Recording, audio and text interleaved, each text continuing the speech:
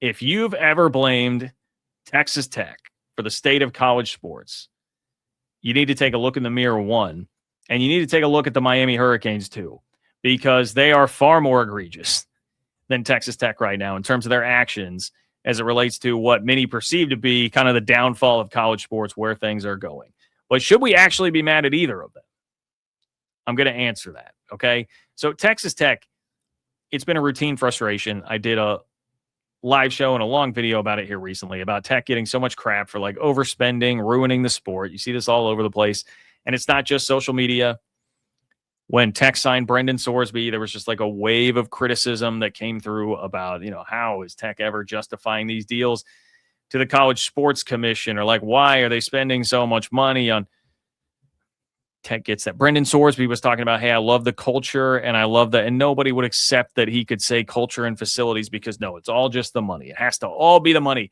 It can't be he would get similar money anywhere and he does want to go to a place that has a good culture and good facilities. No, it has to just all be the money. Texas Tech ruining the sport by being they're just like the caricature of what it is right now, which it is ridiculous. It's a ridiculous sport, but Tech is just playing within the rules. And they're like the mascot for it now, I feel like, to a lot of people. And a lot of that is because Texas Tech is not a name that's been synonymous with success throughout the history of college athletics. They're not a blue blood. So the assumption is it's just only money that's doing it. And Tech is the archetype of, well, they couldn't win the old way, so now they're going to win with money. And I mean, that's not totally untrue, but like, why do you create the rules of the game and then yell at the guy who starts playing the game? I just want to point out, folks, if your issue is, I will tell you, I'll expand on this in a moment. I don't think you should hate any of the players in the game. Hate the game if you want to. Don't hate the players. But if you're going to hate the players, why are you hating Texas Tech and not Miami? That I don't understand. Have you guys followed this Darian Mensa story from this week, man? I mean, it's about as brutal and messy as college sports can be right now, which there's a high threshold for that. So Darian Mensa, on December 19th, almost exactly a month ago, publicly affirmed that he was coming back to Duke. He signed an $8 million 2-year deal last season, led Duke to an ACC championship this year, does a LeBron James The Decision video where at the end of it, he makes a crack about, I'm going to take my talents to, and then says, no, let's run this back.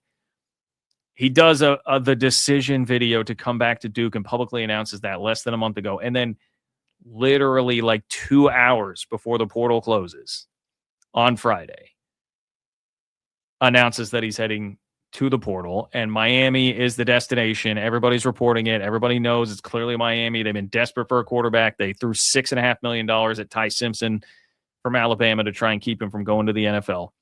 So what happens then is you have this guy reneging on the commitment, reneging on the contract, going into the portal, going to Miami, leaving Duke, who already lost its backup quarterback to the portal, with like an hour to go find a quarterback. Well, to get somebody else. If they want to tamper somebody else into the portal or whatever, they've got like an hour to do it. I mean, right before the portal window closes, you're screwed. Or you want to try and go get your backup quarterback back or whatever. Good luck doing it. Figure it out in half an hour, Duke. And now you're probably going to get a legal battle here because Duke, according to the contract, they say owns the NIL rights of Darian Mensa, which means that Miami would have to buy them from them and that they would have final say over whether or not they even do that. Then, for again, Texas Tech, big problem. They spend all this money. On3 releases an article this week that says that Texas Tech spent less than Miami did on its football roster this year. Miami with a $30 million football roster, according to On3's reporting. So that's crazy, right? Like Miami spending more than Texas Tech. Why is it that Texas Tech gets all the crap, but Miami does not? Then we get the Ross Dellinger story with Miami's AD coming out prominently and the most firmly and sternly of anybody saying, just get rid of any cap on how much we can pay to student athletes. Miami's driving the bus on this thing. And this is a school, by the way, with a history of bending the rule, like trying to do as much as they can to pay the student athletes under the table, break the rules, whatever, right? I mean, it blows my mind how Tech takes so much more of the brunt than Miami does here. Miami's AD is the guy now thundering through saying, just get rid of it all. We'll just pay him whatever. It's the same school that had Nevin Shapiro, the Nevin Shapiro scandal. And by the way, with Texas Tech, I mentioned earlier, hey, they get more crap here, I think, because they are not a school that's been synonymous with winning. I mean, dude, Texas Tech has won a conference championship more recently than Miami. I understand Miami's in the title game, but like before this year, I mean, Miami had not won an ACC title. Like they hadn't won a conference championship since they left the Big East. What are we talking about, man? Like Texas Tech and Miami are in the same boat as far as that goes. You're living off of Michael Irvin and Ken Dorsey. It's been 25 years, my friends. So I don't get it. Now, I'm not sitting here telling you to run, and I don't need more Miami fans in my mentions. I had plenty of them in my mentions on Twitter this week. I don't need more of that because my point is not that I think Miami's doing anything wrong. Miami's just doing what you can do in this current system, just like Texas Tech is. But I do think there's a very large subset of people and fans that seem to need a scapegoat for whatever reason. It makes you feel better about it. I think you could get into the psychology of this a number of different ways. You don't like that the sport is going where it's going because it's screwing your school. You don't think your school can keep up. It's just not as fun for you anymore because guys come and go and all of it. And it frustrates all of us. To a certain degree, it frustrates all of us.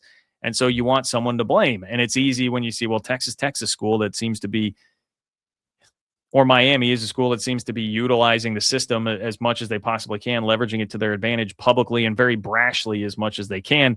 I want to blame them. Even though it's not their fault, it's decades of poor NCAA leadership that got us here and a bunch of lawsuits that got us here. I want to blame them because that's easy. I can see it and I can just go, hey, yeah, you guys, you're making me mad. I mean, that's what's happening here. I'm not saying you should do that to Miami, but if you are somebody that desperately needs one, if you are,